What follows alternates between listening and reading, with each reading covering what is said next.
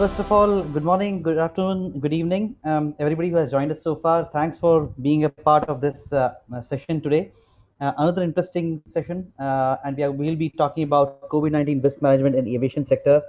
This is the 31st, fifth edition of Genesis. We have had some very interesting discourses as a part of Genesis Tech Talk itself. We have had a wide-ranging subjects under civil engineering actually covered through Genesis Tech Talk, and I'm really glad that we have done this 35 times, and this is the 31st, fifth occasion where we are having a discussion about a very interesting subject around civil engineering. So just to give you a snapshot about the type of memberships that we have, the type of invitations we are receiving, the kind of interest we are seeing in various tech talks that we have organized so far. For this one, through the IC portal alone, we have received 62. That number has changed a little bit now. It's about 66 registrations we have received, and plus there are other collaboration organizations we deal with, for example, IET, and IET has been a partner to practically all of our Genesis Tech Talk series so far. So a big thanks to IET for being a big support for these sessions. Um, Interesting part is that we have nearly 40% of people who register who are not even members of any professional institution, but they are willing to be a part of IC. So I would really request each one of you who are not engaged with any professional institution to feel free to engage in discussions with me. I'll be sharing my coordinates towards the end of the presentation, and feel free to reach out to me, and I'll be more than happy to engage with you on any discussion, any support that you might need to be a part of IC and be a part of the journey that we are all very proud of. Uh, Talking about IC and IC particularly in Mumbai. So that's the Mumbai Association. I'm extremely glad that we have a very interesting think tank part of the committee itself, which is looking uh, uh, at IC in Mumbai, the kind of events we do, the kind of work we are doing, the kind of plans we have for the Mumbai region itself, and for the promulgation of IC and its vision and mission within India. So the think tank we have as a part of the association, I'm extremely proud that we have a very good mix of a very good blend of representation from both consulting houses as well as pretty large construction houses as well.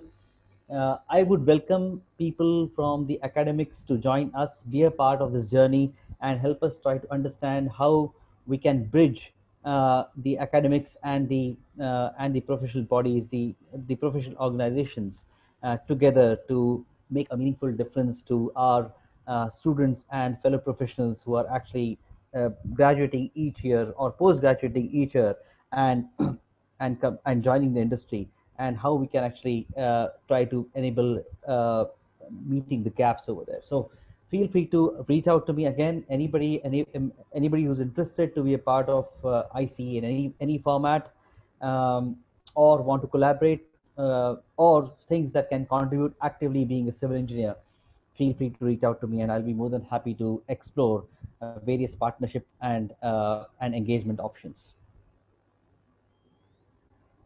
Uh, Moving further, we have close to 95,000 members globally across 162 countries. So the presence of IC itself is truly global in many respects, and I'm really glad to be a part of this more than 200-year-old organization, which has got a plethora of knowledge, a plethora of industry experts who have been a part of IC, and provides the thought leadership to how civil engineering takes shape going forward in the current circumstances, especially in response to the COVID-19 situation, which has actually changed or is changing quite significantly or impacting the business quite significantly, the way we work, the way we think, the way we deliver our projects, and so on and so forth, the way we work with our clients, the way we are able to construct, all of that is actually getting impacted. And as I see, we are always thinking about how we can be relevant and how we can always be connected to the industry, and how we can feel the how we can fill the gaps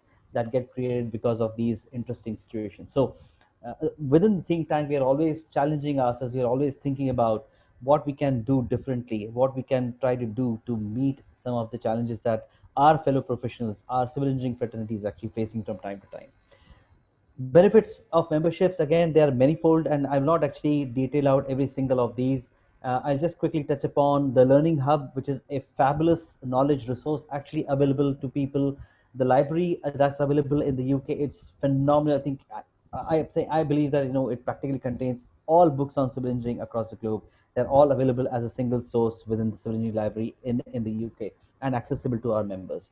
So Learning Hub is a very interesting tool available. It has got multiple different educational videos, and you can actually have full access to these as well. New Civil Engineer is it's a great magazine. I think it talks about practically everything that's actually happening in civil engineering within the UK and outside as well. And the international version is I simply read it every second week, and it's just a uh, fabulous content it has, and it's very relevant, extremely current, and focuses on the latest happenings in the civil engineering world. Uh, as far as memberships are concerned, we have different grades of membership. You can actually start engaging with IC as a student member. Then post after you've completed your graduation, you can become a graduate member. Then you can actually become a full member. If you are not a civil engineer, but you are actually supporting civil engineering, you can also become an associate member. For example, people from the legal side who work very closely with the civil engineering industry can become associate members of IC as well.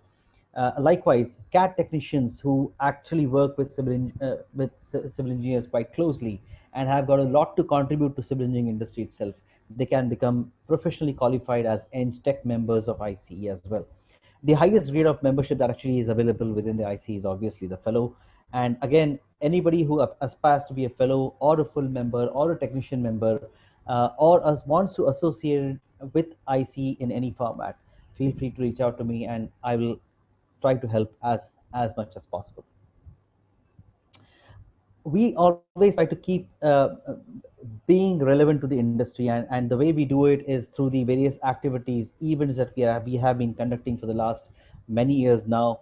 One of this is obviously the Genesis Tech Talk series, which is what we are witnessing in a webinar format. And the format has changed, but the content, the richness of the program, the richness of the event remains the same. The delivery model only, the delivery mode has changed, but everything else practically remains the same. And we try to bring the best and the most current and the most relevant content to our fellow civil engineers, and not only fellow civil engineers, but to the engineering fraternity at large. Because today, I think the silos across multiple branches of civil engineering are actually practically getting so perforated. They are so thin now that everyone needs to know about practically everything that's happening in the engineering world, because in some format or the other, you're always constantly being impacted. For example, recent trends in AI and ML actually is going to impact civil engineering industry in a big way, and there have been discussions around that too. And we are very actively looking into that spectrum and trying to see how innovation is likely to affect civil engineering, especially with a AI ML based focus, the technology focus, the IoT focus. And we are actually trying to work on ways and means in which we can engage in innovation and innovative technologies in civil engineering and bring forth those ideas, work with startup companies who are interested to partner with civil engineering world and take things forward from there on. So we are actually actively exploring that space also. So that's another thing that we are doing apart from uh, Tech Talks. And Tech Talks obviously is a very interesting window available for professionals to look at and explore new things that are actually happening in the world. Now, this is something that we used to do until COVID-19 struck all of us earlier this year. But we have conducted many industrial visits also, and we will hope to commence with similar such visits in the next year. Hopefully, once things normalize a bit better than what they are today, once the risk of uh, being exposed to COVID-19 infection diminishes quite significantly, and once we consider it safe, we'll probably start these industrial visits shortly after that. So be on a watch out for these events. Feel free to connect with me if there are any other interests, any one of you. Feel free to reach out to me, and we'll be more than happy to engage.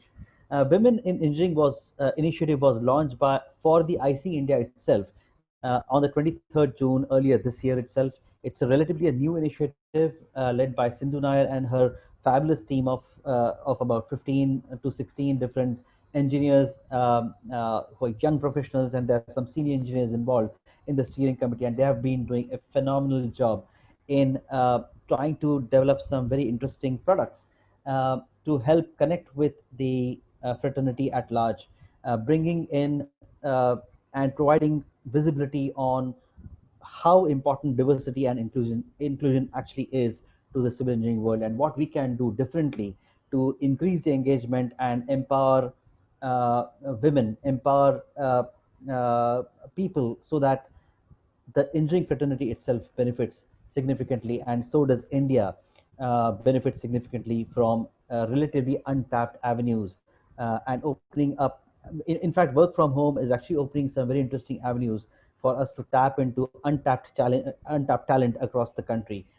We are hoping that, considering the kind of push infrastructure is actually seeing in India, I think the Modi government is actually coming up with some phenomenally interesting projects across the globe, especially along the borders. We have seen a significant push of roads and multiple different infrastructure projects.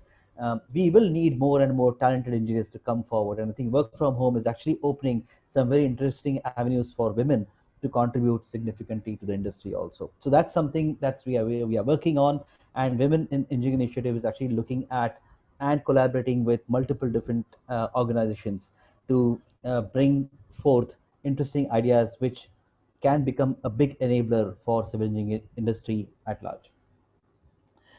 With that brief intro, I would quickly introduce our speaker for today, Dr. Devasia. He is the General Manager and heads the Enterprise Risk and Corporate Resilience at the Bangalore International Airport Ltd. He is responsible for corporate business continuity, aerodrome emergency management, enterprise risk management, and public health emergency management for COVID-19. So I'm extremely glad that Sundar Chandramoli, who is incidentally also the member of IC, he's a chartered member of IC and he's based out of Bangalore, works for BIL himself.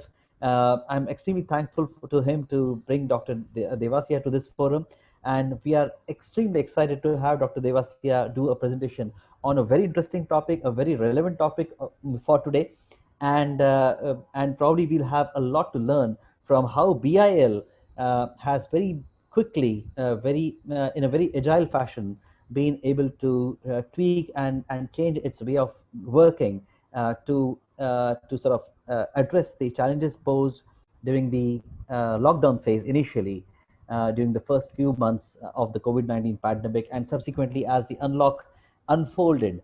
It obviously poses some very interesting challenges different from the lockdown phase itself, and I think BIL has been extremely responsive to respond to these emerging situations in a very rapid fashion. And I'm really glad that we have Dr. Devasia share some of his experiences through these challenging times. So, Dr. Devasia, I welcome you for this discourse.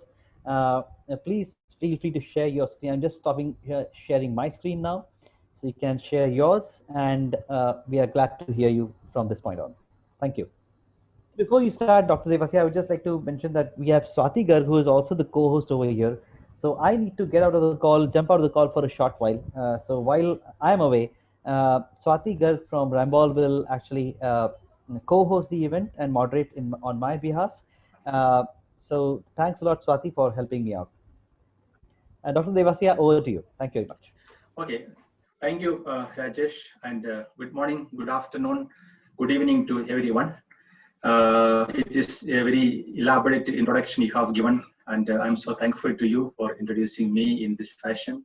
Of course, I am not that big as you have explained, but of course, I'll try my best to share some of the practices what we are doing it in our Bangalore International Airport in the aviation industry.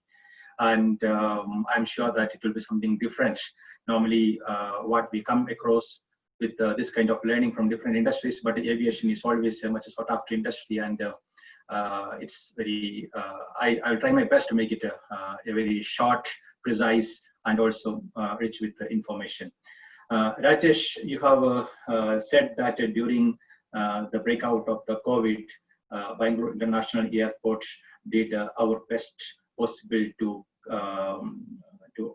arrange the response, and also making passenger convenience or passengers more feeling more comfortable in the way they are operating, they're using the airport and things like that. Yeah, it's absolutely correct in my way, I can say, because COVID was something very, very different story altogether. You know, no one expected something like COVID in the current scenario what we are facing it today, similar pattern. So I would like to call the COVID-19 as the black swan of this century, because all plannings anyone has done, or whoever has done any kind of a planning or crisis response mechanism, frame, or organization, everything got a kind of a standstill when COVID entered into the scenario. And people who were boasting that they have wonderful crisis management system or business continuity measures, or got perplexed and clueless mostly how to proceed with and how to manage the situation. And we were also not much different actually. Okay, so Bangalore has always having a very elaborate, robust mechanism of handling crisis, and we also used to be in the same platform, saying that we are well prepared and we know how to handle when a situation comes in, and our mechanism, our infrastructure, everything is robust in nature and things like that. But COVID made us also to think differently, or probably opened our eyes, and we were also just wondering how to proceed with and what is to be done in this scenario, because COVID is something different. So that's what I just wanted to call COVID as the black swan of the century, because entire globe, right from the top powerful countries or the robust mechanism to the developing countries or underdeveloped countries, or everybody actually having trouble in this particular phase.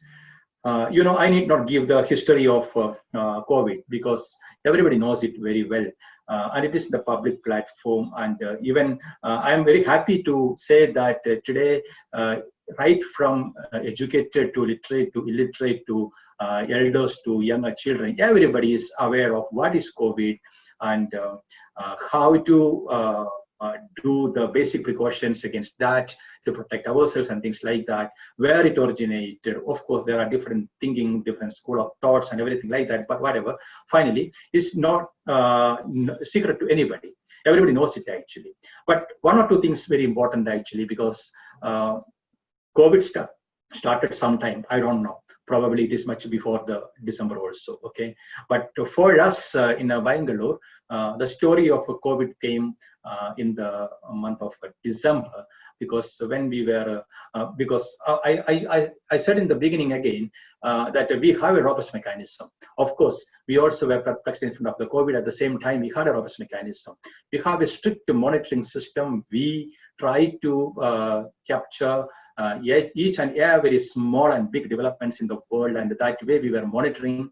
And we somewhere in the corner of a newspaper, we see that there is something in China making some problem. Okay, so 19th of December, I remember very clearly, because when I saw that news clipping, I got interest, and I just started searching for more details, or trying to know what it is, how it is going to impact and things like that. Because maybe a couple of months back or years back, we had Ebola, or we had multiple other scenarios like that, though it was not impacted India. Okay, so that's why I very clearly remember on the 19th of December, we started the monitoring of COVID related stories in the media. And then 1 day, 2 days, 3 days, 4 days, something of like that. Okay, very quickly to develop like anything. And the world started monitoring, different countries, different authorities started monitoring, and it became a very big talk in the everywhere actually. Okay, so right from December, since we are monitoring the story, we were getting ready in case it is coming to our country, India, how we should be able to address that. But still, in our mind, it is a story something like Ebola. Okay, we will be able to control that. okay, we will be able to take some precaution and some kind of measures, and we can just stop it, or we can safeguard our people. That was our mind, in our mind as well. But the development was so faster, took, and in just in 20 days or within 20 to 25 days time, it got entirely different kind of perspective actually. Okay, Jan beginning, WHO said it is an epidemic. Still, it is an Ebola kind of a story. Okay. Then by end of January, WHO said it is a public health emergency of international concern. But by then, the world was very, very seriously thinking about this particular problem, and all were waiting for, or probably they were worried actually, okay, and thinking that when it is coming to their own country, how we will cope up with, there is no medicine, no solution, and how we can travel. Multiple thinking started, and authorities, everybody strictly started implementing measures and different types of precautionary measures and things like that. And India also was not behind. Okay, we also took early measures actually to safeguard our people. And obviously, the sea or air or are the main area where the COVID can come to India, something like that. Anyway, by March 11th only, it was declared as the pandemic. However, from January end onwards, the world, including India, was very serious about or very concerned about the COVID. Okay, now maybe just we need to know the seriousness. January 9th, the first confirmed death was reported in China. Okay, almost near about or a month after, something like that, the first death reported outside China. Okay, and again after 1 month, the first death was reported in India. Unfortunately, the first death in India was in our state in Karnataka, and a person, a senior citizen, faced that challenge. Okay, so as far as the death is concerned, when the spread is concerned, it was very, very slow in the beginning, very beginning, but gradually it changed the entire narratives. Okay, and in India also, once the first death started in March, thereafter the entire story started changing. This when the first death started in India or happened in India, we all were very worried actually. Okay, that means COVID already entered into our country. Okay, we were sure it was in our country at least some 10-15 days back, even after taking every measure actually. Okay, so it is that was a time when crisis managers or business continuity managers, people like me, all clueless actually what needs to be done. Okay, and obviously, when something is beyond our control, the first reaction in a crisis situation, particularly when it is this kind of a nature, a disaster, the first issue is the first response is actually, this is what? Confusion. What we need to do, we do not know. How to tackle that, we do not know. Okay, who is going to guide us, we do not know. We are having 100 questions, whether it is spreading, whether it is airborne, whether it is person to person, all kind of confusion in the initial stage. I know that's not only in my airport or in Karnataka, but across the country or across the globe. Nothing was authentic. Nothing was authentic. Anyone says anything is just an opinion or a viewpoint, okay? Or even scientists telling many things, but it's just a kind of assumption, or it was not telling that this is a confirmed thing or anything like that. So in such a situation, governments, respective governments also get a lot of confusion what to do, and they are also trying their best to implement something based on the global learning. Okay, and that's what. And I will tell you, in the month of March, March time, we got something around 500 circular, okay, or regulations from different authorities actually. Maybe it is from the Ministry of Health, or maybe it's from the Ministry of Civil Aviation or Home Affairs or External Affairs, or maybe it's from ICAO or IATA, or I can say again from government of Karnataka. Okay, different authorities were trying their best based on the available information, and an airport kind of an entity flooded with the circulars one by one above other, one replacing the other one, something is superseding the other. You do not know which one to follow. Okay, which one to follow? By the time we are implementing something, that's got changed and another circular comes in actually. Okay, and we are just changing everything. And that kind of a situation we had. I can say that, of course, COVID was something entirely different story for all of us. Okay, but at the same time, some of our practices in our airport or in our organization in the crisis management system helped us to get organized, if not very immediately, at least in a month time. Okay, from December onwards, I'm talking about from that time, or at least from the 30th of December, 31st of December onwards, within a month of time, we could very well get organized, though we were clueless and not having an idea how to tackle the situation and what is the right solution. Okay, and our crisis management system always following the global pattern of incident command system. Okay, where if a disaster comes in, just get a single point incident commander and give the maximum authority to that person, so that then and there decisions can be taken.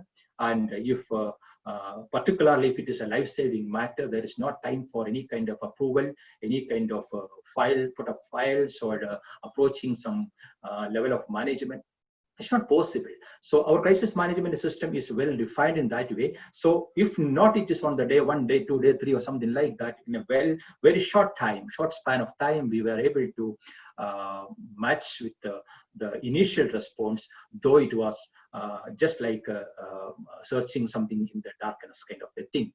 We set up our single command point actually. The maximum authority was given to the single point of coordination, incident commander. Okay, and he was or she was supposed to take a quick decision as and when it is required. That's one of the other things. So I can say that the first 3 things, single points, delegation of authority, or the quick decision making, these 3 things helped Bangalore International Airport to get organized in a very quick fashion, short span of time, and we were in a position to monitor or to track each and every regulation, and even beyond the regulation, beyond the guidelines from the statutory bodies, probably the global learning or global practices, starting from International Civil Aviation Organization, WHO, or any other organizations similar to that one. Okay, and we could just change our decisions from time to time, or from I can say on a daily basis probably. Okay, because whatever decision taken today may not be the right one for tomorrow, or I can say a little more exaggerated way, or maybe that's a reality again. A decision taken in the morning and implemented something is not the same which is required in the evening based on the next revelation, next learning. So I can say this best practice which we had actually helped Bangalore International Airport to if not to cope up with that one, at least to initially organize ourselves and go in a very little more systematic pattern. Our initial effort was just concentrating on 4 areas. Okay, our one was what happens in and around the country, particularly globally. What happens in China?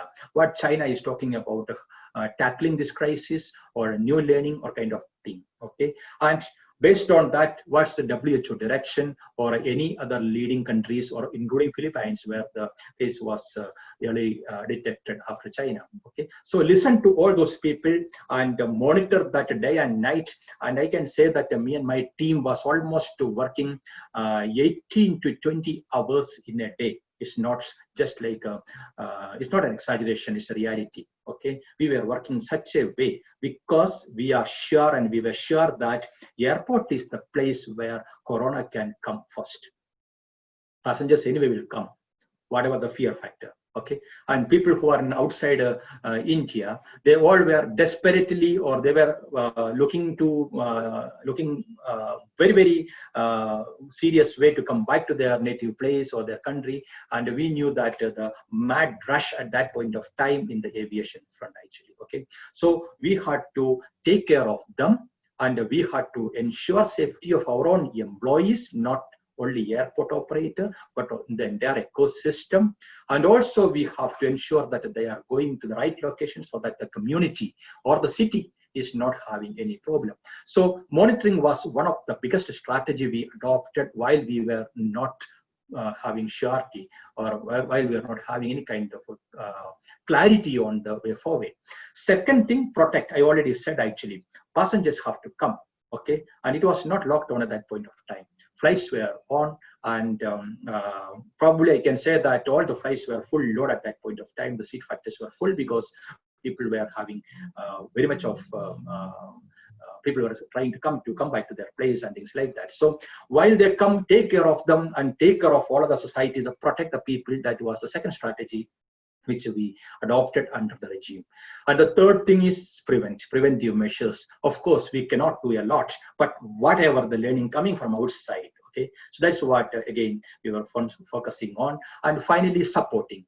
As airport operator, BIAL or Bangalore International Airport has got some responsibility much bigger than anybody else actually, because we are an organization, we are an entity where something around 28,000 people are working in our ecosystem. Okay, these 28,000 people are belonging to different organizations.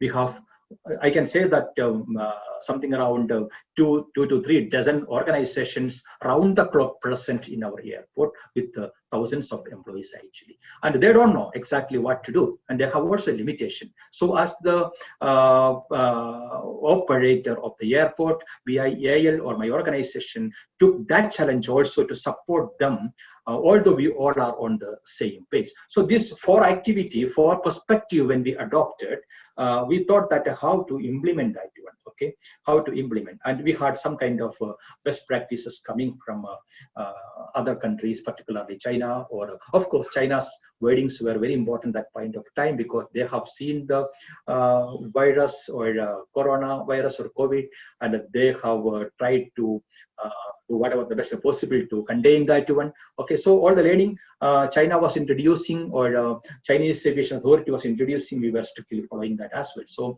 we consolidated all our practices into majorly in the 4 areas. One, screening of the passengers. Okay, of course, it's not we ourselves decided. Government of India decided that one and set it across to entire country, all the airports, and we were one of the first ones to get the most modern kind of system in place for screening. Okay, and the screening of every passenger coming into India. That was one of the major activity happened. So not even a single passenger going without a temperature screening or things like that. Gradually, that temperature screening was improved, or I can say that made advanced with other types of other means of health checks. For example, pulse oximeter using and checking the pulse, oxygen saturations or something like that. Other symptoms, okay, multiple things actually. Second component was the hygiene aspect. Okay, all are scared. People are scared actually, whether if you're touching on the table, whether that's giving a virus to me, or whether I touch somebody, my friend, I don't know. Whether when I am touching the ticket or boarding parts of the passenger, or when I am doing something of that nature, we do not know what happens actually. So sanitization, you know, so what we, in an unprecedented way, we, in a matter of 2 to 3 days or something like that, after taking this kind of, after receiving this kind of a learning, we decided to go ahead with the hand sanitizing solutions or measures across the airport, not only in the terminal building, but across the airport. Something around the 700 plus locations identified, and sanitizing measures, personal sanitization, hand hygiene, that was introduced. And also the wearing of the mask was one of the important things. So we tried our best to ensure that all the employees are wearing the mask and multiple other devices and things like that. And fumigation, okay? We do not know whether a positive person, COVID positive, is passing through the airport. We do not know. So what we used to do, after every flight, we used to fumigate the entire path. Okay, if in case anybody is testing or testing in the sense the temperature also beyond 100 degree or whatever, okay, then just to segregate that person, and even if that flight is not completed, still go ahead with fumigating the entire area, so that the rest of the passengers and next flight or the employees, everybody will be taken care like that. So we reorganized all our activities during that particular phase into 4 areas, and that's actually the biggest challenge we faced. Okay, even passengers were scared of the employees. passengers, we could see when we were just standing in the international arrival, we have seen some of the passengers coming, and even they were scared to talk to us because they think that we are also having some problem because we are interacting with the passengers, other flights, many people, okay? So something like that. But anyway, we have to take a lot of measures in that area. That's one of the thing. But it's something very strange happened thereafter. Okay, we all expected a lockdown coming in because before we learned from other parts of the country, particularly from European countries or cities in China, lockdown, that kind of phrases and things were happening very frequently, and many countries also started with lockdown. So we also expected lockdown in our country, but we never expected something called airport will be shut down, or complete suspension of the flight operations, which was something beyond the expectation. We expected some scaling down of the flights will happen, okay, or we thought that some way restrictions to come to India will happen because that's a history in Ebola time, or maybe the Middle East MERS time. Okay, so whenever this kind of issue happened, we were pretty sure that we have faced a situation where some kind of restrictions are there, but never the airports were shut down or closed down completely, and all the flights were suspended and things like that.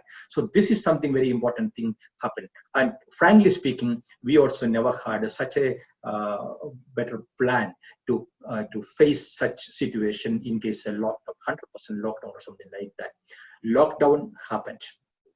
Okay, the impact to us very heavy for people, infrastructures like ours. Okay, it was for good. There's no doubt in that. Lockdown replayed, and it could probably reduce the spread or the momentum, the pace, and things like that. That's no doubt in that.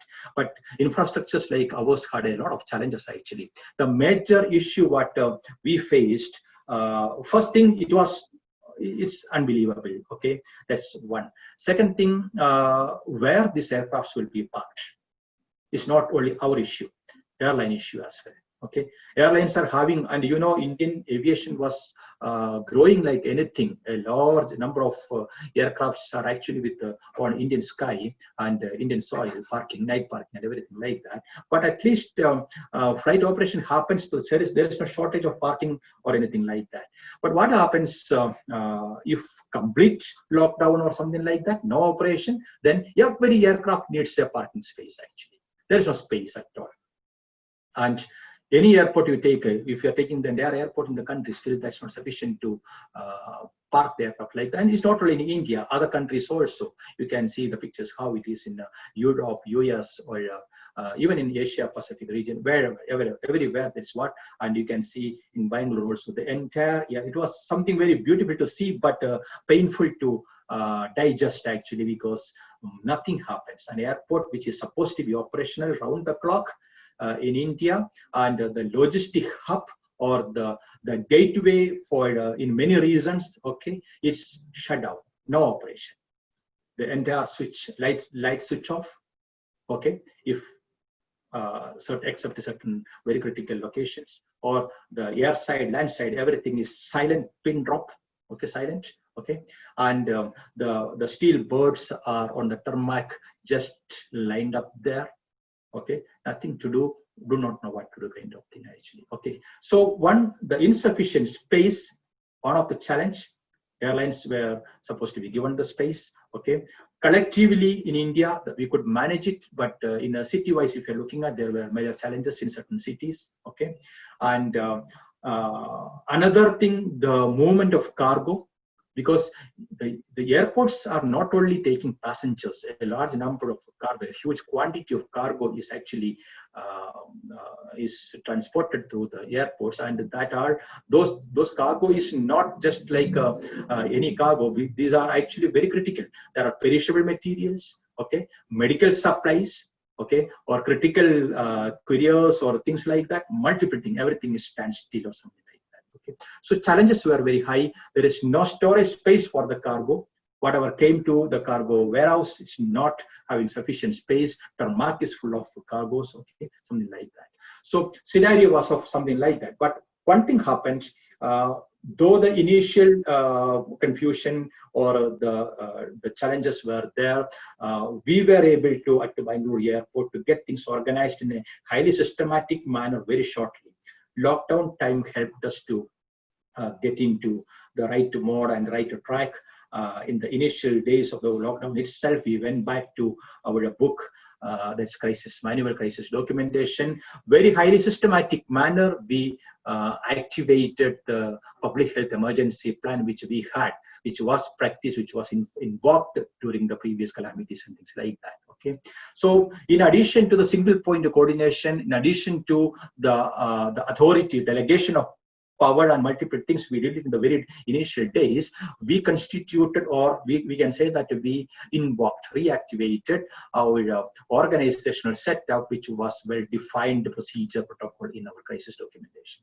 And where we could do, we activated the steering committee, and the steering committee headed by none other than the big boss, I mean the top official, our MD himself. War group, again, the single command is heading a war group. Again, constitution of the war group, it is very interesting actually. The war group is nothing kind of a departmental representation. It is nothing like, it's not just like a designation or a hierarchy-based constitution. It's actually function or the role-based, domain-based, or the deliverable-based something expertise. Okay, so the war group was constituted, and the entire COVID coordination from this point was taken by the war group. Okay, monitored or directed or guided by the steering committee, and stakeholder coordination group, because by this time it was very critical for all the other partners, our stakeholders, everybody need to be on the same platform. So frequent, regular stakeholder meetings, and taking inputs, and working role sharing, role distribution, multiple things happened at stakeholder level. So these three ways of, I can say, the steering committee, war group, and stakeholder group, these three groups were closely monitoring round the clock the response actions or response, COVID response or management, and also preventive or protective measures, whatever we need to introduce. So the turnaround time for COVID response at this stage was very, very quick. I can say if something is required, in 3 hours, 4 hours, things happen, whatever the thing actually like that. Such a speed we could mobilize, and things got into our control. What? The COVID response. Of course, that time also, there was no assurance, no clarity, no kind of idea that what are we supposed to do, because globally there was not, people were not knowing, nobody was not knowing what is the right action. But whatever action right we felt or right we were advised was were introduced and implemented in a very short span of time. And it was a, I can say the emphasis was given to 4 areas. One, passenger support. Though it was lockdown phase, we in the lockdown phase again, another kind of passenger movement started. I will just explain it in the subsequent slide. Okay, so passenger support, employee care, because though it's a minimal number, we were supposed to take care, or we needed to take care of each and every employee. Okay, and the maintenance of the infrastructure on other side, because I said already the steel birds are parked on the tarmac, or all the installations are switched off except the very vital ones or something like that, and the infrastructure is not used at all, so maintenance of that is a bigger challenge.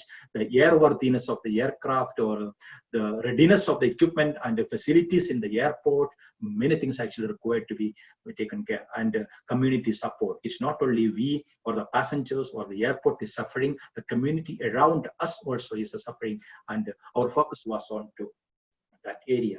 So the lockdown time was something very different. We had entirely different experience. We all aviation professionals never had this kind of a scenario. Okay, we were all into flight processing, ticket booking, or passenger processing, giving the facility, maybe technologies, multiple things actually. But here, during the lockdown phase, the most of the activities were focusing on the cargo, passenger, and also the if an operation comes by, how to do that, and the community.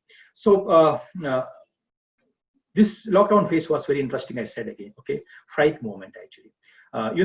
One point of time, although the aircraft was completely shut down during the initial days of lockdown, very shortly, maybe in the next 1 or 2 or 3 days time, the flight movement or the cargo flight started, because movement of the material was very critical. Different parts of the country was having different, even the paracetamol tablets which India was producing needed to be exported, and similar pattern, a lot of import was happening, or movement of material from Karnataka to Delhi, or Mumbai to Calcutta, or Chennai to wherever. Okay, so this kind of multiple movements were supposed to happen. It all were mostly of medicines or perishable cargoes or the very critical equipment. So cargo movement was put under the essential service, and airport perhaps started again hearing the sound of flight aircraft movement, and that's what actually the one of the important thing. Second, very interesting thing actually, maybe I can say some of the very interesting stuff in the cargo movement also. While one side people were scared to come to the airport, or passengers were not there and things like that, a huge quantity of materials were moving. 300 tons of laptops, okay, were actually transported to Karnataka, Bangalore, okay, through our airport, okay, or I can say 100 tons of Apple devices actually, okay, multiple devices. Why it all? Because the unprecedented way work from home started in across the country, and we never thought that an aviation professional will be sitting at home and working, because we can't imagine that.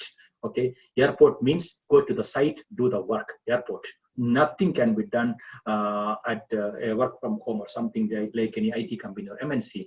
But we had to change our strategy, and even the airport industry, airport, airline, everybody was working from home. Automatically, if we are doing that one, you can assume how the IT companies, MNCs, or other industries were also doing that one, and the requirement, sudden requirement of having huge quantity of IT materials or equipment and things like that. So from looking at this screen, you'll come to know the cargo movement was a diverse. The focus was something different, unprecedented kind of equipment, facilities, or the materials were getting transported. Okay, and again, this is again from the month of April onwards. If we are taking Karnataka, our state from, or Bangalore, I can say that the pomegranate kind of fruits and things like that, moving from one place to the other.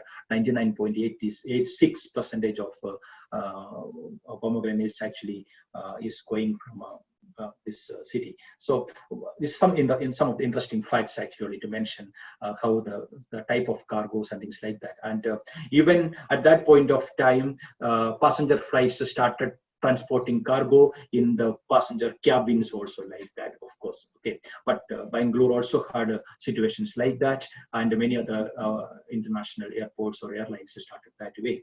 Second activity happened in the repatriation flight in the airport was processing the repatriation flights, or I can say that the Indian citizens trapped in other country, whether certain set of people or maybe delegates or diplomats and multiple people, okay, they were supposed to be taken back to our country. So this all were again, this started again, airport operation was gradually getting into, and Vande Bharat mission where evacuation, even now Vande Bharat is going on, even after 2-3 months of time actually. Okay, so the Indians stranded in other countries of a different nature, whether it is for job or tourism, or went for just leisure or something like that, or business travelers, people who are actually in that area lost the job coming back, okay, or diplomats and foreign nationals who need to be here, multiple requirements. While normal operation was not there, the Vande Bharat or repatriation flights started together with the cargo. So again, the sound started coming back to the airport, and the employees started going to the airport, and if not all, at least 1/3 of the entire strength of the airport operations or critical airlines also started to be in the airport. Lockdown time was not just like only focusing on the airport and passengers for us, at least. So what Bangalore did, we used that particular time, the lockdown time, for serving our own community, the community which is around us, the city, the people who are little bit underprivileged or not having the facility because of lockdown. People lost the job, day-to-day daily wage workers and people like that. Okay, so we initiated another thing like serving food to all of them, and every day we used to serve 10,000 plus meals to those societies, and it continued throughout the lockdown phase. Okay, so what I want to communicate through this one, like while we face problem of air travel, or while we are not having operation, airport operation happening in a full-fledged manner, something like that. Okay, still we have a lot of, we can do a lot of things actually for the community as a responsible organization, or an organization which has got a lot of social responsibilities like that. So our own employees, it's not like from hotels or anywhere. Our own employees came together with the and we started cooking the food, and with the professionally, I mean the certified chef and people like that, and we did the complete work of packing it, loading it, and transporting that one, distributing that one. Okay, with the support of the government of Karnataka, state government. Okay, so this is one of the major thing which we felt actually, the creative way of using the lockdown time. And I'm sure it's not only airport, probably different other communities also might have done, but while we were struggling with the multiple issues, we thought we also have responsibility for serving things like that. Now other important activity what we focused during, or the focus was given during the lockdown, was in when the airport operation is starting. Okay, what should be the way, or how we should react to that, and how we should do that. So resumption initiatives. Okay, so by this time, mostly the entire, I would like to say that the new normal terminology came into. Okay, without a mask, there is nothing possible. Without XYZ activity, unimaginable, or which the point which we nobody thought of kind of thing was happening. And we also understood that aviation is no more the same aviation, and travel is no more the same travel. Requirements are not the same requirements, and the passenger care and convenience and comfort and everything has to be seen in a different way. So what all things we can do, that all we were planning, and we were working on, and probably I can say R&D, the research and development. Okay, so we devised something called something like a pre-opening phase. That's just before the during the what is it called, lockdown, immediately towards the end of the lockdown, and then the resumption phase, when operation comes back, how to handle the situation like that. And obviously the stabilizing, we are still in the not in the stabilizing mode, because COVID is still happening there. So pre-opening phase, or the resumption phase, was very critical. And there, in addition to the earlier mentioned strategy, we adopted another two more strategies, mostly that's communication and the requirement of compliance. Okay, passengers are clueless how to travel. By this time, again, outbound travel or departure also started gradually with select people or identified people, passengers. Okay, so we need to tell the people, those who are coming and going, that what you need to do at the airport, and what are the different do's and don'ts you need to do, and what are the way of passenger processing happening right now. So a massive communication campaign, okay, through multiple channels. Okay, if organizations were shying away from the social media, social sites, this was the time social sites got into place with all channels, every whether it is Twitter, LinkedIn, or Facebook, or Instagram, whatever. Okay, whatever possible, everywhere, YouTube and everything. Okay, the communication has started, and that's on one side. Other side, all ways of communicating through, whether maybe it's with advertisements in the airport, or digital websites and multiple ways, or physical signages. Okay, multiple ways. And compliance, because Not even one more case should happen because of non-compliance. So I said in the initial days, we got some 500 plus means. Today, if I'm counting it, it's near about 1,000 plus circulars. Of course, in which active circulars are not 1,000 right now. Okay, active circulars will be coming a dozen or two, something like that. But one by one, things used to come, and we were supposed to, or we had to ensure compliance to each of those circulars from time to time. So the strategy was extended in addition to passenger perspective, community perspective, employee perspective, or stakeholder perspective, to communication and also the compliance actually. I am probably it was something strange to me as well. Like earlier, crisis management was just one of the functions. Okay, if something happens, come and support. It was just a support function.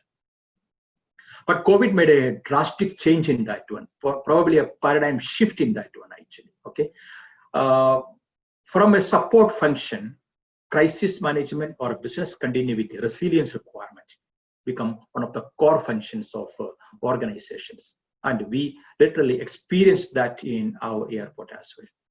Airport operation happens under the COVID management. Airport infrastructure management or maintenance happens in the COVID management. Innovation technology introduction happens in the COVID management. Okay, passenger processing happens under the COVID management. Everywhere, safety and the health and safety aspect of the employee, passenger, and everybody that needs to happen. And what is the fundamentally why it is? Because of the COVID risk challenge. Okay, so this is a drastic change, and I can say this is actually a trigger, a global trigger actually, where crisis management terminology or the name business continuity resilience got well known across the world actually. And today, go to any rural to rural area, people will say about this kind of language. Okay, and people one point of time, those who used to ridicule the crisis managers realized the importance of the crisis management. Ridicule, when I say, the sense is that, oh, disaster will come, okay, let us face at that point of time. Okay, or we used to hear something different way, like you do whatever, you make all the plan, you make your big books actually, you make a lot of crisis preparedness, you do mock drills, but if a crisis is coming, people will die. Okay, you can't do anything. So people were thinking like that. Those thinking all got changed actually, I can say. Today you go anywhere, nobody will say that. I'm pretty sure. Okay, and if still people are telling that you do whatever planning, and when a disaster happens, life will be different, it will go its own course, means then I have nothing else to say. So fundamental thinking, fundamental point is actually from a support function perspective to the core function perspective was given, or was actually naturally got it into with for the crisis management or business continuity departments. I used to say to all every platform and every conferences wherever I had been in the world. Okay, I used to say that disaster management is actually an investment. Okay, it's an investment. Then people will say it's actually a dead investment. I used to say no, it's actually a fixed deposit. It's an FD. Okay, your return may be very low. It's the interest rate, you can't get a very doubling the money, it's like a stock market or anything like that. But whatever you invest, or whatever you people say spending money, debt money, or a wastage of money, okay, parking the money somewhere, no return comes, or ROI is not there. I say that is not. I used to say that from the day one in my profession, because I am into this industry. And I keep on telling that one, disaster management is simply an investment. It's an investment for the future. It's not simply an insurance actually, okay? It's an investment. And that is the ROI Bangalore International Airport is actually having right now, because from 2007 onwards, our management, our top officials, everybody was completely committed to crisis management, and we spent a huge amount of money in the last 10 to 12 years actually, 12 to 13 years actually. Okay, and we never felt it is simply waste of money or something like that, and that actually has come in the shape of helping us now. And we were able to organize things, if not on the day one, day two, but at least in a very short span of time. Probably you can say globally also, we were one of the first ones to get organized and get things, execute things in the right pattern, right fashion, in a very systematic manner, within short span of time, and a highly systematic pattern. Okay, now anyway, that's just like a point that came in between. But coming to again post lockdown, almost a lockdown getting lifted, and arrival started, and we had a different challenge. I said sometime back, airports are no more the same thing what was actually before the COVID today. Okay, we had a lot of issues to face. Okay, the passengers were coming, and the entire area, which was a commercially very high value locations, all were converted into non-commercial activity. That's actually the health and safety frisking screening. We never felt anything, any reluctance for that one. Okay, the prominent or the highly valuable physical space was actually converted into health and safety measures, implementing location or screening area and things like that. It was look like a hospital in our airport some point of time, because people who, and also there's another thing, the professionally qualified, experienced aviation experts are there, but most of this processing was happened or with the support of people who have never seen the airport from an employee perspective, other than a passenger. Okay, those who are never into the industry, or those who have never knew that how to what is the airport processing. They all were at the airport. I can say the civil defense, the police, the fire, the city fire brigades, or the city police, the city health department, the commissioner office, the tahsildar, multiple pattern. Okay, all these officials were, or their people were supposed to be BMTC, the transport department, unimaginable kind of intervention by different set of people, because that was need of the hour anyway. Okay, and our challenge was actually helping them to do the work, because we are not expert in public health. There are health department doing that. Okay, so helping these officials and getting them, facilitating them, because they were non-aero, non-aviation officials and things like that. That's one challenge we had to face in the initial days of restart of the operations actually. Second thing, the kind of the requirement, infrastructure requirement. Okay, if we used to purchase runway friction test equipment, or bird hazard mitigating equipment or solutions or something like that, or maybe fire trucks and fire tenders and things like that, that was one point of time. But today we were entirely into a different kind of facility providing area, where we had to have a lot of other equipment purchase and procurement and things like that. I'll come to that stage again after some point of time. But second thing, the airport, which was designed for 30 million passengers, or example, if 10 million passenger airport means social distancing, and it is becoming almost a 5 million utilization. Okay, 5 million passenger kind of a thing actually. So fundamentally, the airport, which designed for one thing, is doing another thing now. Of course, it's meant for the passengers, but every calculation, everything goes different way. The social distancing for a 2 meter. Okay, if we are able to accommodate 1,000 passengers in one particular check-in hall or somewhere there, today we are able to accommodate only near about 500 people, or less than that one. Okay, so that kind of a challenge actually, and having, or if we had a particular kind of signages routing to people, all those signages are obsolete now, and we are going ahead with we went ahead with a different kind of a signage actually. Okay, so the seats provided, everything, it's a challenge actually. The airport is no more the same airport kind of a thing. And sanitization. Okay, if trolleys were widely utilized, or we used to sanitize everything in our airport. We are very much conscious right from the day one of the operation actually. But this sanitizing or disinfecting or cleanliness or hygiene is something different. Clean the wall also every day, side walls, not only the escalators or lift, elevators or a floor or anything like that, even the side walls. okay, or anything and everything in the passenger, or if a human being supposed to go to an area, around complete 100% sanitizing or disinfection of the entire thing, whatever it is actually.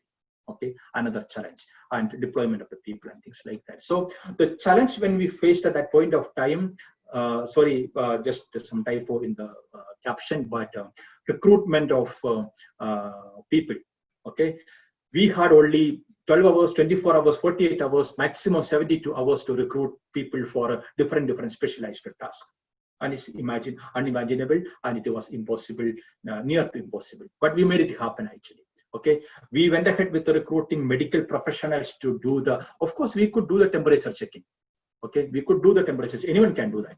But we thought that no, we should not do, because we are not the right people supposed to do that one. Although it is a pulse oximeter utilization, or even if it is a what is it called, your thermal scanner utilization, even if I am able to do that, or my people able to do that, and we thought we should not do that, we should get it done through or done by the professionally qualified medical people who are roped in immediately. This one area I'm talking about. Okay, when the kind of sanitizing is went ahead in such a amazing manner, we had to recruit huge number of people for that purpose, and multiple things actually. Another challenge, I already said, procurement of items. Okay, if we used to procure fire tenders from Rosenberg or Australia or some other countries or wherever, or if we were focusing on the runway friction equipment from Netherlands or Germany or UK or wherever like that, today that entire thing is on one side, and we were into research and development, R&D, and finding what is the next kind of requirement, and it was simple thing which we never thought we will be entering into that kind of an area. Okay, and we constituted a wing for doing that one, a group of people, and they were actually getting into online platforms and multiple marketing modes, and get multiple channels, and trying to identify which is the best one, reliable, and also faster delivery and things like that, good quality and things like that. Okay, because we were still clueless how the COVID virus is, the COVID-19 coronavirus is spreading, and what can protect. We do not know. We never knew that. Okay, even now we do not know very 100%. So different types of things actually. And another one challenge, it was startup revolution. Okay, we used to get in a day at least some 50 to 60 or something around 50 to 60 marketing emails and demo requests coming from people who are inventing this kind of things actually. Okay, so it was challenge, and even today it continues actually. Okay, a lot of new things coming into the came into the market, into the industry, and we were supposed to purchase that one, and all our cost or expenditure turned into another direction. If earlier it was meant for advertisements or marketing, revenue generating, or multiple things like that, today the cost is going in millions into procurement of personal protective equipment, and we never compromise in that one. Everybody is supposed to get all those kind of things, and everybody is given that one. All kind of support is given to all the employees who are coming to the airport and things like that. And also for the public safety, everything is done to the best possible manner, and millions of rupees are spending. And that's another one important challenge we faced actually. So I can say towards the end of the lockdown or early days after lifting of the lockdown, we had those kind of challenges, and getting more comfort and things like that. I will take a couple of maybe another 5 minutes or something like that, where I will just focus on the new normal which was got introduced. I think I am having another 5 minutes I can take. Correct, no, Rajesh? Yeah, absolutely fine. Yeah, no problem. Sorry. Okay, I don't know. We'll pass the hour actually, but then I think that's absolutely fine. We can Definitely continue for 5 minutes, no problem. Okay, fine. Okay, I was not. I will not take more time, but I will just focus little one or two points actually like that. But here it is again contactless processing again. Okay, the airport got different types of status now. Everything contactless. We were supposed to do that actually. Okay, and so I'm just cutting that video there. I just wanted to give only just very glimpse actually like airport. We had to call the entire media to the airport. We had to give a wide campaign and publicity across the country and world actually like this is the way airport is going to function. It's not really in our story, but our story also. Okay, and of course every airport is not contactless, but our airport is completely contactless now and multiple kind of things. And I can tell you some of those things were developed indigenous way. Okay, because every industry is shut down. Okay, and workers are not there. So if you are booking it also, even if you had booked it pre-COVID also, it was not getting delivered actually. So many things were developed indigenous initial stage, and gradually it was replaced with modern devices and things like that. So the contactless journey, and I can say that the contactless journey is the hope for the tomorrow and the future of the air travel, because of course biometric system and everything we were on to the plan, but much before that we had to introduce all these things actually like that. Okay, and commercial transactions in the airport, because you know airports are not today airports are not just like a travel means. It's actually a place for hangout, it's a place for a shopping, it's a place for multiple things actually. Okay, it's actually an entertainment hub. Okay, now COVID made us some challenge to that one, and we had to meet that issue, and we have to find solutions: contactless purchase, contactless delivery, contactless processing, everything. And we got it done in our airport in the stage actually, and a new normal was actually introduced where focus was for people to self-service and get the things without any kind of a touch and things like that. Of course, there is ample opportunity, enough space for us to improve it with the most modern advanced technologies and things like that. We are into that one, but at the same time we can say that or we are confident that a lot has happened actually, and that's the probably the organized way we could do that actually. Now I said airport is no more the same airport now, particularly our airport is particularly, okay. We in fact went ahead with the taking care of our employee with the COVID care center. You know, when country was facing a lot of challenges in bed availabilities and multiple things, we went ahead with that one. It was probably, this is the only airport in our country where the COVID care center was there for employee, and we could take care of a good number of employees when they were impacted with a positive case. And that built up that was a very strong push, a strong reason for building the confidence within the employee, their family, and people were happily coming to the airport and ready to come to the airport and do the work, and not only from work from home but from work from office also like that. So this is one of the initiatives I've taken at that point of time. Second thing, swab test actually. Okay, now ministry also has come up with the swab test requirement at the airport, but probably we went ahead with the swab test facility at the airport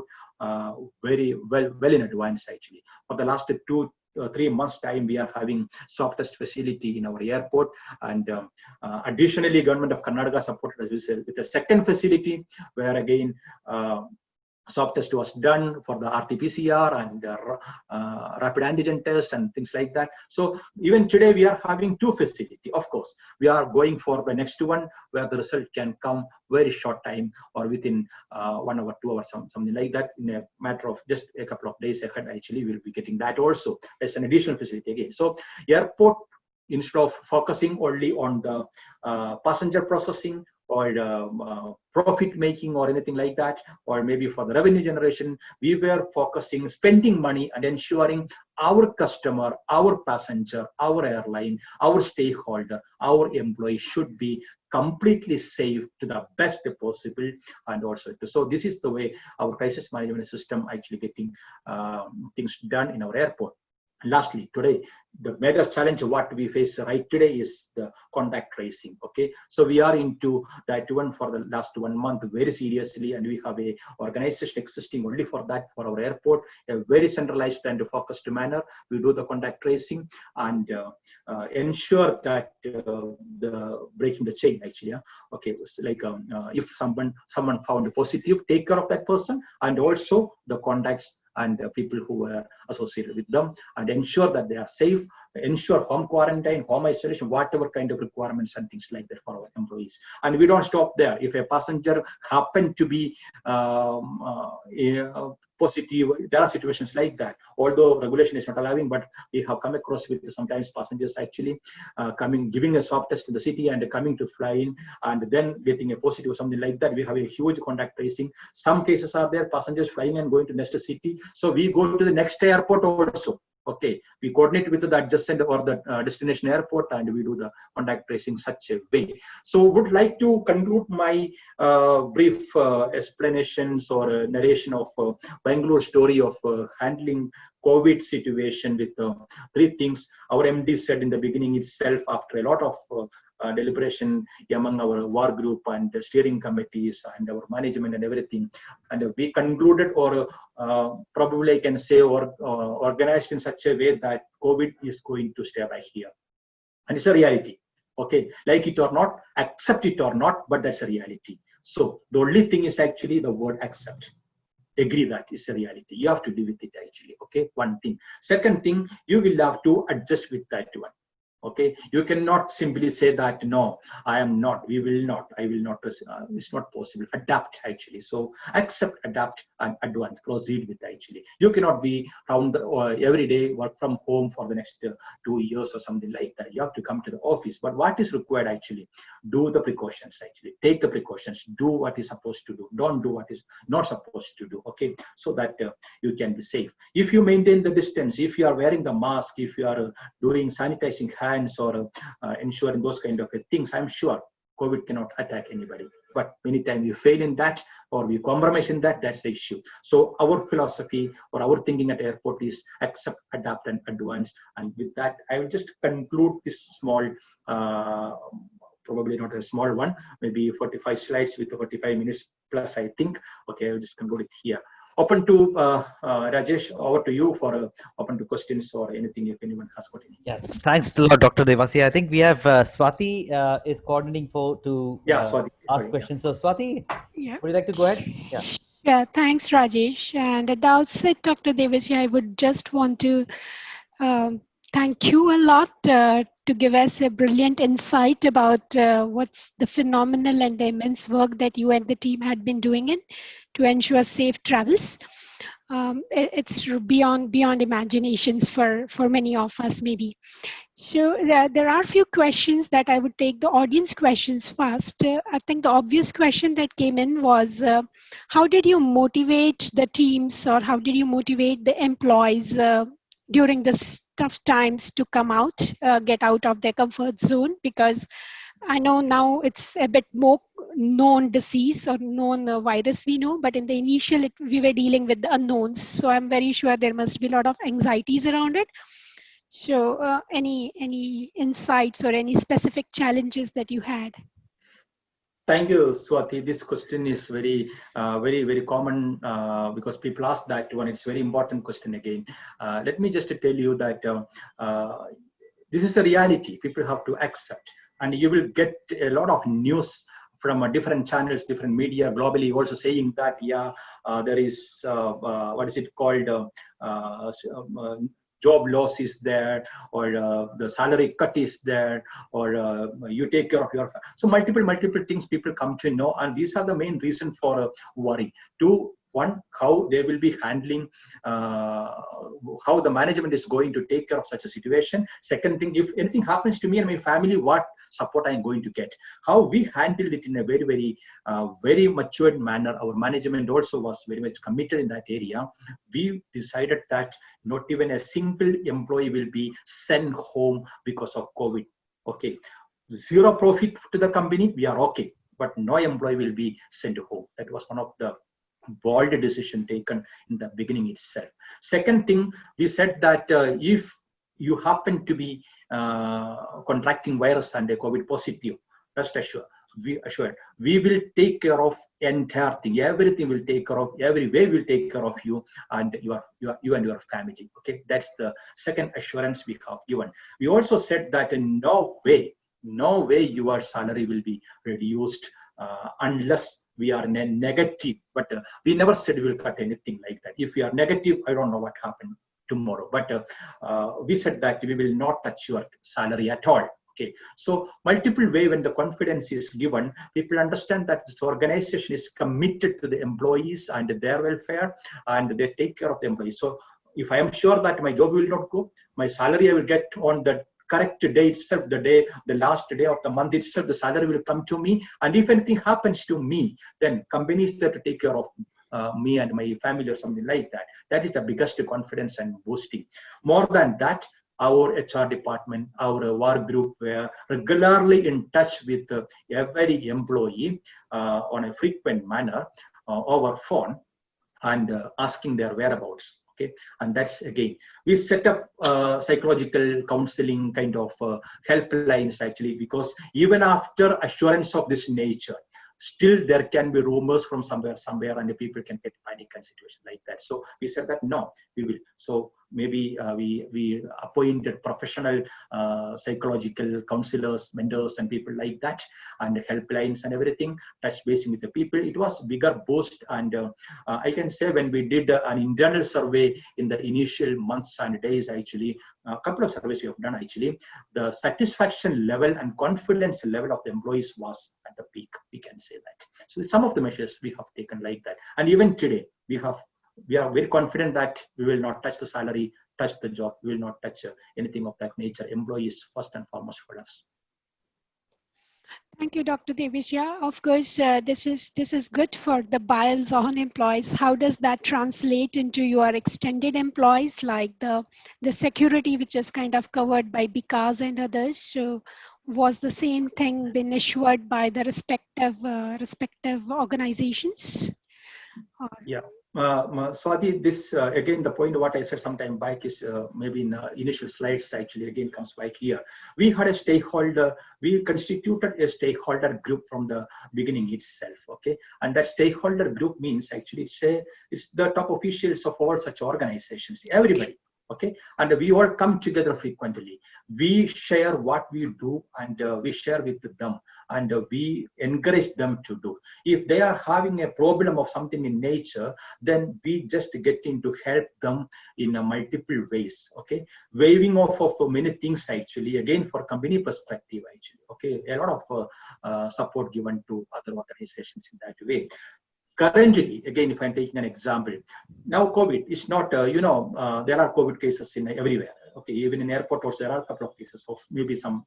Okay, if anything happens with any organization, what we do is actually, as in a unified manner, organized manner, we do take care of those positive people. We make them comfortably admitted into the best available possible hospital, COVID care center, if not as per the new circular, home isolations or things like that. And we support them in contact tracings and taking care of the swab test and things like that. So it's not only meant for my organization, but then their ecosystem. Okay, and that's happening even today, and that's the biggest boost actually. And if there is any kind of a shortage or something, we have plan A, plan B, plan C. There's something new thing, rare thing which is happening in our airport. It's not simply with the business continuity plan. We go with the plan C as well. It's already in place actually with whenever situation comes in. So it's all biggest motivation and moral boost to our partners and the ecosystem entirely. Yeah. Thanks, Dr. Devasia. I think we have another question from the audience. Are you considering also installing some highly sensitive pathogen detection devices in the AHUs and the likes at the airport system, or what are your plans towards that? Yeah, we are already into that one. We have, in fact, some of the things I didn't cover because I know it will take a lot of time. That's the reason. I can say one thing, initial days, there was some kind of tunnels which meant for disinfecting and things like that. Okay, it was very popular in India, but we never went for executing that one because anything which is not sure at least some kind of a surety or something is there. We don't want to harm the passenger or the assets of the people, even if it is not having a something. So we didn't go for that kind of a thing, but we went ahead with certain things. Ultraviolet, UV tunnel. Okay, we set up that one for the baggage. Any baggage coming to or going from our airport, it's actually disinfected through the UV system. Similar pattern HVAC. Okay, HVAC we are just getting introduced in that one. It's not introduced; it's the work just happening right now.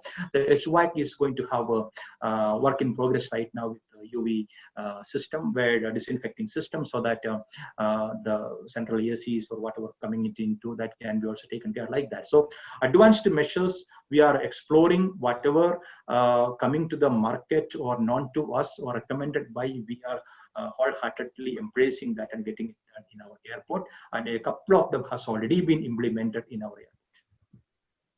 Yeah, thanks, Dr. Devasia. I have one last question for you, at least from me.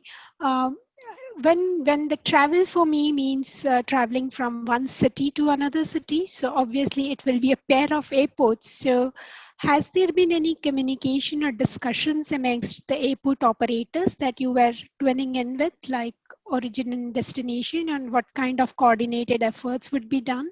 How does that system work? Because of course I can be assured for what Bangalore offers me, but if it gets on to say Bhopal, for example, so was there any concern or any questions around that you had to deal with?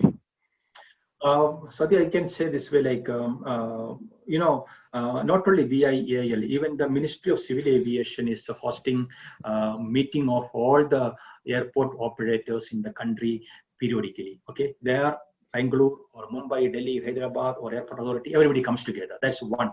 There we address many things actually. Okay, and there is no more competition. That's the point which again I need your attention. Okay, earlier days, pre-COVID, what Bangalore is doing, probably we will be liking to have the record of first week after something like that. What Mumbai is doing, Delhi is doing, Hyderabad is doing, they also probably just wanted to get first in the country, first in the world, something of like that. That's quite natural actually. Okay, post-COVID, what we all agreed actually, like, if Bangalore has done something, there is nothing, no competition with anybody. Okay, we don't want to be first kind of award or anything. Just share the knowledge right from the beginning itself. Let them also work on that. By the time we are implementing, if it is a good, share entire thing to them as well, like that.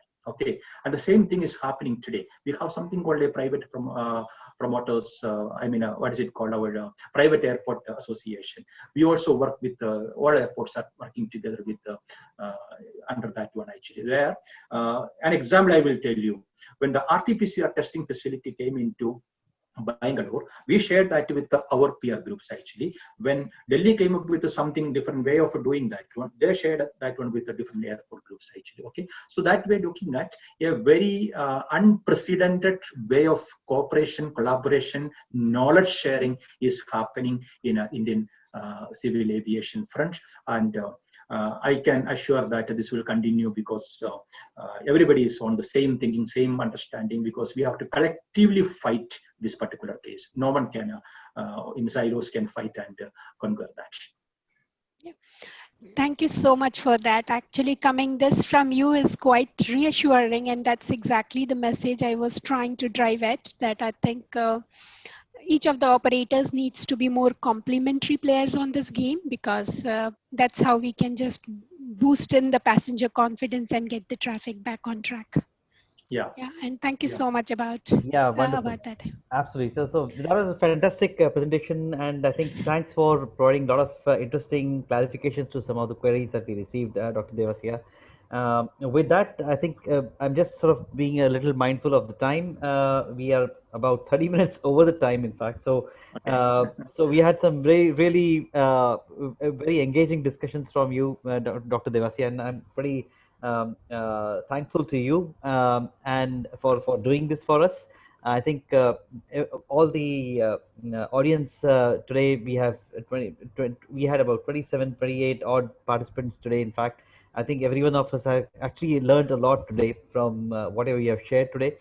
I'm very much keen to look forward to the next presentation that will be actually hosted by Sundar, and again thankful to Sundar to take this to IC and bring this to IC, and we'll have another discourse from BIL pretty soon on another relevant topic. So I'm really looking forward to hearing Sundar as well as a follow-up from this discussion that you have set a very high benchmark for. So thanks a lot for doing this, and I thank the entire audience to be to participate to this. Even today, I hope we have all learned very interesting thoughts, and I think some of the things that Dr. Devasia shared about aspects of airport maintenance, asset management. I think there are lots for us to take back, and I think a lot of readers will take very interesting insights from here on. I'm very sure about that. So thanks a lot, everyone. Thanks a lot, Dr. Devasia. Swati, thanks Thank for you. supporting me and helping me out with the short timeline when I was not available. So thanks, everybody. You all have a good week, good evening, and have a good week ahead of you. Thank you very much. Thank you. Thank Thank you. you And so Thank much. you, Rajesh. Thank you, Rajesh. Maybe I can take 1 second for sure. thanking even to my colleague Sundar, because of Sundar is instrumental for me to come here and join you, and I'm quite happy in that way. And also thanks a lot to Rajesh, Swati, and the entire team. Because this is a rare platform for me. I am not a civil engineer at all, but I am in amidst you, and it's really a privilege, and I'm really proud of that. Thank Actually, you very of you. much. Thank you Thank so you much. Absolutely. so Yeah. Great. much. Bye So bye. thanks a lot, Take everybody. care. I would just like to remind everybody that we are going to come up with the next edition of Genesis Tech Talk, and it's going to be another very interesting event. We are inviting somebody from, in fact, the team leader from AFCONS to do a presentation on Atal Tunnel, which was recently inaugurated by our dear Prime Minister, Mr. Narendra Modi, on the 2nd of October. So please watch out for the invitations that are likely to be sent out probably today evening itself, and feel free to participate in that too. Thank you very much. Have a good evening. Thanks. Bye.